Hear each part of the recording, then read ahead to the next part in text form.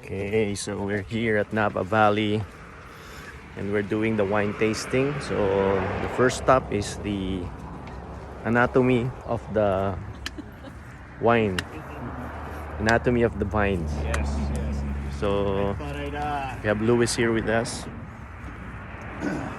I want to talk a little bit about what happens in the namin. year of the life of a grapevine. What happens throughout the course of the year here in the vineyard. I like to get this educational talk done earlier in the morning because I find after a couple of wineries people just stop listening altogether. Get you while you're fresh. As you can see, there's plenty of grapes at the time. They started popping out. Kind of hard to tell what's what. Red or white. They all kind of start off green. We don't know what's what, but you know what to look for. You can tell what kind of grapes these are. Each varietal of grape has a very distinctive leaf pattern.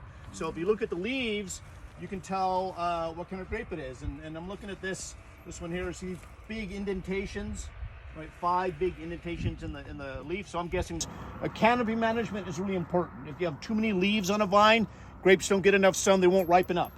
You get too few leaves on the vine, grapes get too much sun, then you end up with very expensive raisins, right? So you have to have just the right number of leaves. And at some point, they'll come through and they'll cut off variables, the type of wine,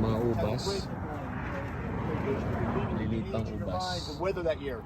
It could be as early as July, it could be as late as November. Typically, it's sparkling wine grapes first, then white wine grapes. That is the Cliff Notes version. Nice. Any questions? Thirsty? All right, well. Winery's just over that way a bit. Yung Chardonnay pala tsaka mga Merlot. That's the type of the grape. Most vineyards are dry farm. Like Chardonnay. Meaning they're very watered very little, if at all. And that does 2 things. Chardonnay. By not watering a vine, it forces the roots to go down deep and search for water. And the deeper the roots goes to different soil types, adds complexity to the soil. Second reason they don't water it, I'd like to say again, grapevines are like people. That's where the grafting is taking place. So each one of these has a big knot at the bottom. So below the knot is a different type of grapevine that's good for the flocks, and then everything above that knot is the grape you want for your wine. So this is Chardonnay? I believe this is Cabernet Sauvignon. See big indentations. So that's the type of you look at the leaf, grape, right? And it tells you the type of grape. So there's a Merlot type of grape also. Merlot? Merlot, that's another type of grape. Usually Merlot also has these indentations, but they're smaller, and not as deep. Okay, so first stop. This morning, my name is Vince. First stop You're here at natin Gotham Cellars. is the As you can first see on vineyard. the tasting cards there, we've been patiently awaiting your arrival since 1979. We knew this day would come. This is the moment we've all been waiting for our entire lives. Tikman natin ang wine. But ng, it's one of the world's top wine regions. Raise your hand if this is your first time doing some tasting in Napa Valley.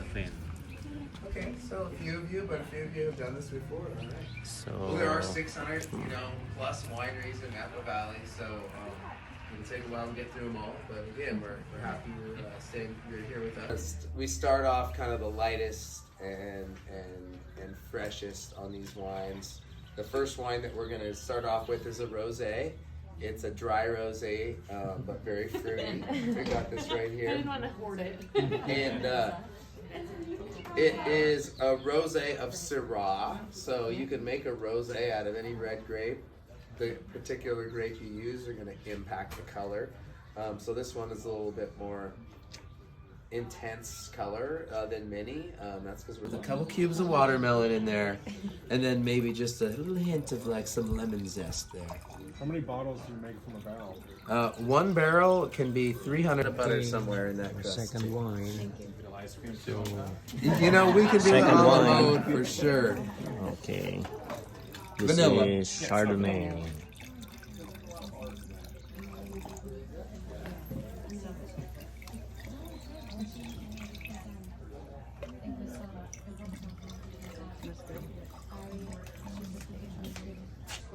Sarap din. Chardonnay is also good. Oh my God! For me, it was like sucking on a buttermilk chip. Mas medyo may Cougar juice, we call it. may pait ng konti si Chardonnay than rosé. They got a reputation. And that is super versatile. So this is for our pairing different third foods. wine for the day. If you're having some feast with a lot of different dishes, you can't go wrong with a Pinot Noir. third wine of the day is Pinot Noir. Right.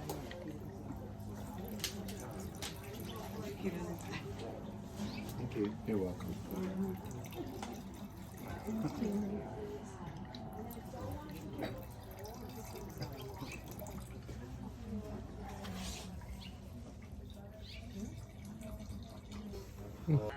Third bottle.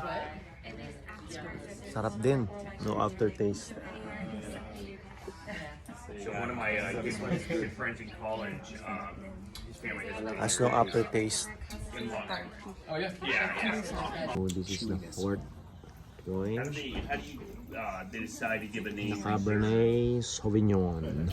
Is it limited quantity? 2016. Or do you feel it's a better wine? Yeah, there's a few different things, and it is just a straightforward, technically just a marketing term. When that word, it based. doesn't have. You can make anything you want. You can make Mamaya-maya two na exact same konti. wine. You're like, we're gonna call this one the Wasted reserve. na tayo. But you're not. That's not. Wasted. I don't recommend that. Gonna be wasted in a while. But in some way, shape, or form, we do think that this wine is our best representation. So, dito ginagawa yung mga wine. Fermentation of the wine. Yan, lalaki ng oaks. Yung mga boxes. Nice. Mga Keep it a barrel on the bus. If you can lift it, you can take it. This thing's full of like 700 pounds. Okay, saan tayo? Dito muna. Pa-picture ako. So, we're still here in the first stop of our wine tasting. So, yan, picture lahat ng mga tao. Sa vineyard. Yun. Right.